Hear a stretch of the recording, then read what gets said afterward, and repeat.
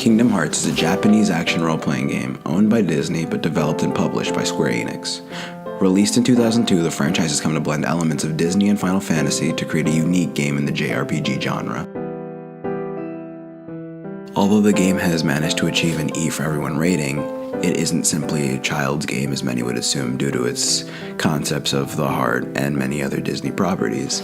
The game itself has incredibly simple combat for beginners, but also incredible depth to a lot of its mechanics, allowing veterans of both the series and JRPGs to feel at home when they play Kingdom Hearts. A lot of what has made Kingdom Hearts successful is its concept of being a sort of mishmash between both Disney and Final Fantasy properties, allowing for scenarios many would never even think to have seen in a normal Disney movie or in a simple Final Fantasy game. People don't think that Cloud Strife and Mickey Mouse could fight alongside each other, and Kingdom Hearts squashes that notion with great ease and fun.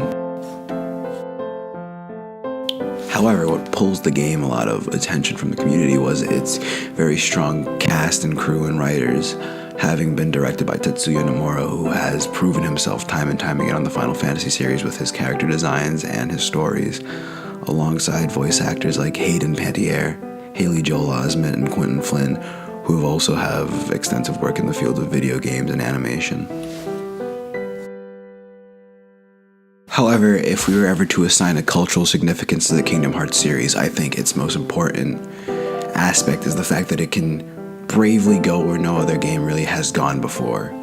In the terms of having a crossover between two vastly different properties, we've never seen such success since Tetsunko vs. Capcom, which, although very popular in its own community, never really branched out and established the kind of dominance that we've seen, with Kingdom Hearts selling millions of copies and establishing itself as one of the best video games of the PS2 console era. Still, I think one of the most important factors in judging in the effect Kingdom Hearts has on gamers is the way that it plays nostalgia into its own gameplay. Many of the characters you meet aren't the first time you'll ever see these characters, and a lot of the time it stirs up these feelings of childhood nostalgia that allows you to sort of implant yourself in the story. A lot of the times you see people like Simba and Jack Skellington, and it reminds you of memories you've had from young ages.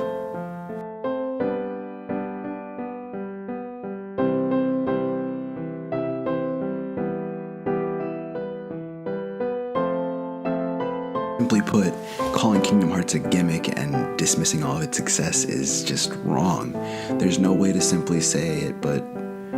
Kingdom Hearts is and will always be an incredible game, and regardless of what the community may think of its childish ideas, it has shown that if you give enough time, effort, you can create any kind of game that you want. I think it's an important lesson for the community, both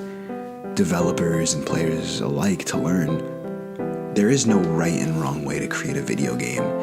and honestly, the best way to make said video game is to do what you want.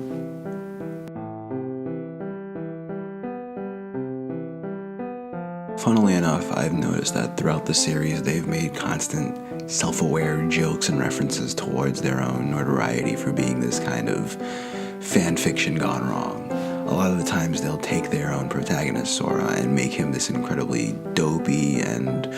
boring character, but kind of reaffirm the message at its core that no matter who you are, it's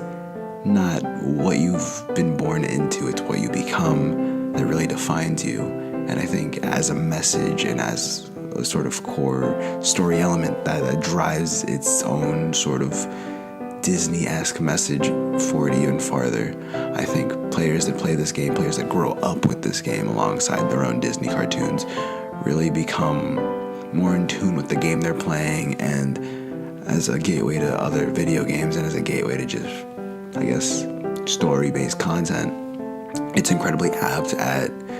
bringing together different sort of groups to the same cause. I think Kingdom Hearts will, for years to come, be a mainstay in explaining video games to both the youth and adults in a way that brings these groups together even closer than before. Still, what I think makes Kingdom Hearts such a fun and wonderful game is its intense dedication to preserving the source material alongside just having its own individual story that over multiple games becomes this fun, interesting, and creative endeavor that for over 15 years has enthralled me among other gamers.